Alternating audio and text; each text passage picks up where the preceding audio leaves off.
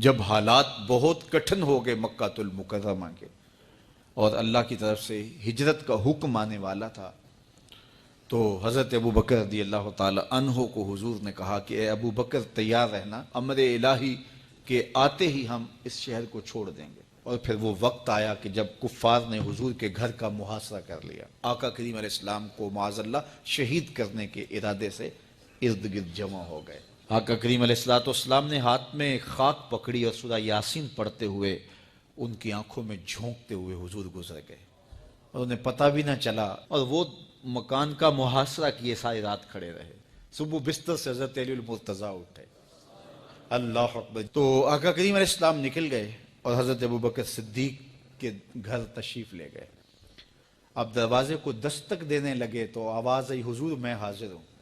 حضرت ابو بکر صدیق تیار کھڑے تھے، تو کہا ابو بکر تم تیار ہو؟ کہا حضور آپ نے کہا نہیں تھا کہ تیار رہنا، کبھی ہجرت کا حکم آ سکتا ہے، تو میں تو اس دن سے ہی تیار رہتا ہوں کہ کب حضور آئیں اور جو فرمائیں میں وہی کروں۔ اور پھر وہاں سے لے کے حضور کو وہاں تک گئے، اور جبل سور کی چوٹی پر وہ غار ہے، اللہ اکبر، اس غار میں جانے سے قبل حضور کو باہر بیٹھنے کا کہا۔ عرض کی حضور ذرا میں غار کے اندر کے ماحول کا جائزہ لے لوں۔ غار کے اندر اترے، پہلے اس کو صاف کیا غار کو، پھر دیکھا جگہ جگہ سوراخ تھے، تو اپنا امامہ پھاڑ کے قمیض اتار کے اس کے ٹکڑے کر کے ان سوراخوں میں کپڑا دے دیا۔ 2 سوراخ ایک روایت کے مطابق، اور ایک روایت کے مطابق 1 سوراخ بچ گیا، اس میں اپنی ایڑی رکھ دی، اور پھر آواز دی جان عالم اندر تشریف لائیے۔ تو آقا کریم علیہ السلام غار میں چلے گئے، تو سیدنا صدیق اکبر رضی اللہ تعالی عنہ نے اپنی گود میں آپ کا سر رکھا اور حضور لیٹ گئے۔ اللہ اکبر، کیا منظر ہوگا! صدیق اکبر نے حضور کو دیکھا اور جی بھر کے دیکھا، اور ایسا دیکھا کہ کوئی اور شریک بھی نہیں تھا۔ یہ واقعہ حضرت سیدنا عمر سے روایت ہے، کتب صحاح میں ہے، اور حضرت عمر رضی اللہ تعالی عنہ یہ بات بیان کرتے ہوئے رو پڑے، اور آپ کہا کرتے تھے کہ ابو بکر یہ غار والی نیکی مجھے دے دیں اور میری ساری زندگی کی نیکیاں لے لیں۔ اللہ اکبر۔ تو حضور علیہ السلام حضرت ابو بکر صدیق کی آغوش میں ہیں۔ اب ہوا کیا کہ سانپ نے جب ہر راستہ مسدود پایا، تو خیر وہ اس راستے پہ پہنچا جہاں انسانی گوشت نظر آیا، تو سانپ نے پھر ڈنگ لگایا۔ سانپ کا ڈنگ اچانک، تو انسان تو کپ کپا کے رہ جاتا ہے، اچانک تو چیونٹی کاٹ جائے تو انسان کپ کپا کے رہ جاتا ہے، چھپکلی گر جائے اچانک تو بندہ اپنے وجود کو جو ہے وہ متوازن نہیں رکھ پاتا، تو نیچے سے سانپ اور وہ ڈنگ لگا رہا ہے۔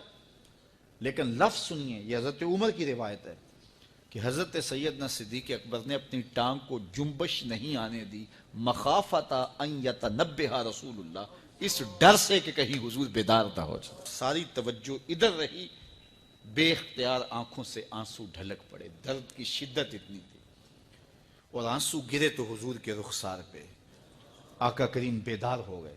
بیدار ہوتے ہی میرے حضور نے کہا، مالک یا ابا بکر، ابو بکر کیا ہوا؟ تو یہ ہوتی ہے ہنگامی صورتحال۔ ہنگامی صورتحال میں کسی کو پکاریں یا کسی کو کوئی جواب دیں تو مروجہ آداب کی رعایت کے ساتھ جو لفظ بولے جاتے ہیں وہ ترک کرنے پڑتے ہیں۔ اس مائک میں کرنٹ تھا، تو میں قریب ہونے لگا، تو آپ نے مجھے متنبہ کرنا تھا، تو میرے ساتھ آپ بہت پیار کرتے ہیں، بہت محبت کرتے ہیں، تو آپ نے اگر مجھے یہ بتانا ہو کہ اس میں کرنٹ ہے اور اگر آپ نے منہ قریب کر لیا تو آپ کو نقصان پہنچ سکتا ہے، تو میرے نام کے ساتھ 20 القاب لیں گے؟ آپ نہیں لیں گے، آپ جلدی جلدی جو ہے وہ مجھے کہیں گے جناب یہاں کرنٹ ہے، تو میں یہیں سے رک جاؤں گا۔